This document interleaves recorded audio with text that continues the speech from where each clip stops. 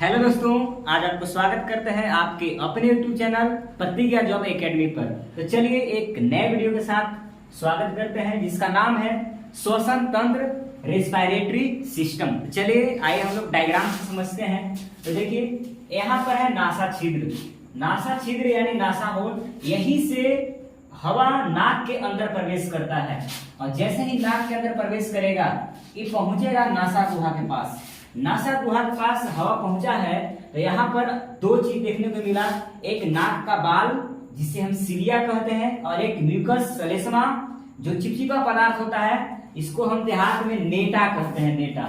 और ये जो नाक का बाल है बहुत ही उपयोगी होता है, इसलिए कोई कोई आजकल देख रहे होंगे कि कटवा लेते हैं, लेकिन नाक का बाल नहीं कटवाना चाहिए। ये बहुत ही उपयोगी होता है क्योंकि हवा के साथ में जो धूलकण आता है उस धूलकण को यही बाल रोकता है और रोकने के बाद फिर यही जो चिपचिपा पदार्थ है जिसको नेटा बोल रहे हैं, यही उसको सटा करके रोकता है और रोकने के बाद अब यहाँ से क्लीन हवा आएगा नीचे।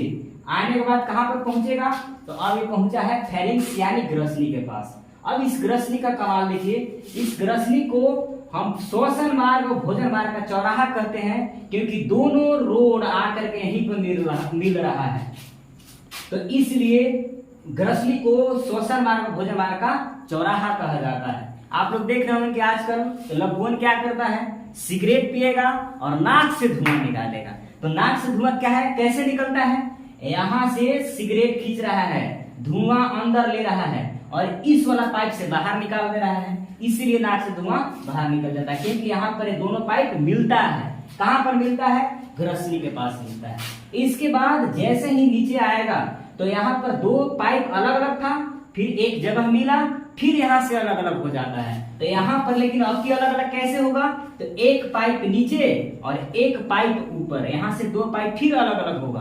तो ऊपर वाला जो पाइप होता है, ये ऊपर वाला पाइप, इस पाइप को हम कहते हैं, यहाँ पर देखिए इस पाइप को कहते हैं ट्रेकिया। जो अंदर वाला होता है उस पाइप को कहते हैं ग्रास नली, उससे भोजन जाता है और ऊपर वाला पाइप से हवा जाता है। तो वही ऊपर वाला पाइप को हम लोग समझने वाले हैं जिसको ट्रेकिया, विंड पाइप या श्वास नली कहते हैं। इसमें आप लोग देख रहे होंगे कि यहाँ पर रिंग्स लगाया हुआ है। ये रिंग्स इसलिए है, यहाँ पर देखिए रिंग्स यानी वलय लगाया हुआ है, कार्टिलेज का बना होता है। ये क्यों लगाया गया है, क्योंकि ये पाइप नली सिकुड़े नहीं, क्योंकि सिकुड़ जाएगा तो हवा अंदर नहीं जा पाएगा। इस सिकुड़ने से बचाने के लिए इसमें क्या लगा हुआ होता है, रिंग्स लगा होता है। अगर रिंग्स नहीं रहेगा तो सिकुड़ जाएगा। अभी भी आप लोग पकड़ के देख रहे होंगे तो टाइट आपको नजर आ रहा होगा क्योंकि रिंग्स के चलते ही क्या होता है, टाइट होता है। अब देखिए इस पाइप के अंदर में देखेंगे तो यहाँ पर जो छिद्र होता है जिससे हवा इसमें आ रहा होगा, इस छिद्र को हम कहते हैं ग्लोटिस। इसी से हवा इसमें प्रवेश करता है पाइप में, इस ग्लोटिस। और इस ग्लोटिस के ऊपर एक ढक्कन होता है, इस ढक्कन को कहते हैं हम एपिग्लोटिक्स। अब एपिग्लोटिक्स क्या करता है, तो जैसे यहाँ पर दो पाइप ऐसे लगा हुआ है, तो यहाँ से भोजन वाला पाइप है, इधर से श्वसन वाला पाइप है, दोनों मिला, दोनों फिर यहाँ से जब अलग हुआ तो आप खाना खाइएगा, तो खाना खाने के बाद जैसे ही खाना यहाँ पर पहुंचेगा तो ये जो ऊपर वाला पाइप है, श्वास नली जिसको बोल रहे हैं, इसके ऊपर जो एपिग्लोटिक्स ढक्कन है, ये वाला ढक्कन, ये ढक्कन श्वास नली को बंद कर देगा। श्वास नली को जैसे ही बंद करेगा तो अब भोजन वाला नली से अंदर वाला नली से चला जाएगा भोजन वाला नली में, तो अभी फिर क्या हो जाएगा, खुल जाएगा, श्वास नली वाला एपिग्लोटिक्स खुल जाएगा। यानी भोजन और पानी जब हम पीते और खाते हैं तो उस समय श्वास नली का पाइप बंद हो जाता है। आप लोग कभी कभी देखे होंगे कि लगातार पानी पी रहे हैं, कल से मुखिया जी के चापाकल वाला से लगातार पानी पी रहे हैं, तो उस समय क्या होता है कि पूरा सांस फूलने लगता है, तो उसको छोड़िएगा, फिर जोर से सांस लेके फिर से पीने लगते हैं, तो उस समय क्या होता है, सांस क्यों फूलने लगा, क्योंकि श्वास नली उस समय हमारा बंद था। बंद कौन किया था, एपिग्लोटिक्स। तो ये एपिग्लोटिक्स क्या है, तो ये श्वास नली का ढक्कन है जो बंद करता है, खोलता है, और इसका कंट्रोल मस्तिष्क करता है, ब्रेन करता है। अब हम लोग समझते हैं इसके अंदर जैसे ही हवा आएगा तो हवा आने के बाद कहां पर पहुंचेगा, लैरिंक्स के पास। और लैरिंक्स का एक नाम और है साउंड बॉक्स, और हिंदी में इसको कंठ कहते हैं, ये वाला कंठ। अब इस कंठ की बात करें तो इसको साउंड बॉक्स क्यों बोले, क्योंकि यहां से जब हवा आता है तो हवा आने के बाद इस लैरिंक्स में एक चीज पाया जाता है जिसको हम बोलते हैं vocal cord. Vocal cord, vocal cord, इसको बोलते हैं स्वर रज्जु। यहां पर साउंड बॉक्स में स्वर रज्जु पाए जाते हैं। इस स्वर रज्जु में हवा से वाइब्रेशन करके और साउंड उत्पन्न करता है। तो साउंड उत्पन्न कहां से होता है? लैरिंक्स से पास से। कैसे हो गया? तो यहां से हवा प्रवेश किया, हवा प्रवेश आया और आने के बाद यही वोकल कॉर्ड से टकराने के बाद ये वाइब्रेट किया, मतलब कंपन करने के बाद इस साउंड की उत्पत्ति कर दिया। तो साउंड की उत्पत्ति कहां से होता है? लैरिंक्स यानी साउंड बॉक्स से होता है। अब कहीं कि कैसे, हमको तो नहीं पता चल रहा है कि साउंड यहीं से उत्पन्न हो रहा है। तो देखिए इधर से हम कहीं भी मार देंगे तो साउंड की उत्पत्ति आपको चेंज नहीं आ रहा होगा, लेकिन जब हम यहाँ लैरिंक्स के पास मार रहे हैं तो देखिए आवाज में चेंज आ रहा है ना। तो इसका कहने का मतलब यह है कि साउंड की उत्पत्ति कहां से हो रहा है? लैरिंक्स से हो रहा है, कंठ से हो रहा है। अब कंठ में भी बाहर देखिए यहाँ पर निकला हुआ है जिसको हम बोलते हैं एडम्स एप्पल, कंठोच्छिद। एक कंठ के आवरण है जो बाहर निकला हुआ होता है।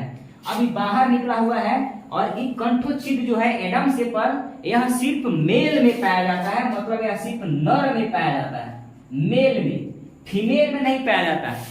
मतलब लड़का लोग में पाया जाएगा, लड़की में नहीं पाया जाएगा। यही कारण है कि लड़का लोग में जो बाहर रहता है, इसी के चलते उन लोग का, लड़का लोग का साउंड पूरा मोटा हो जाता है, भारी हो जाता है।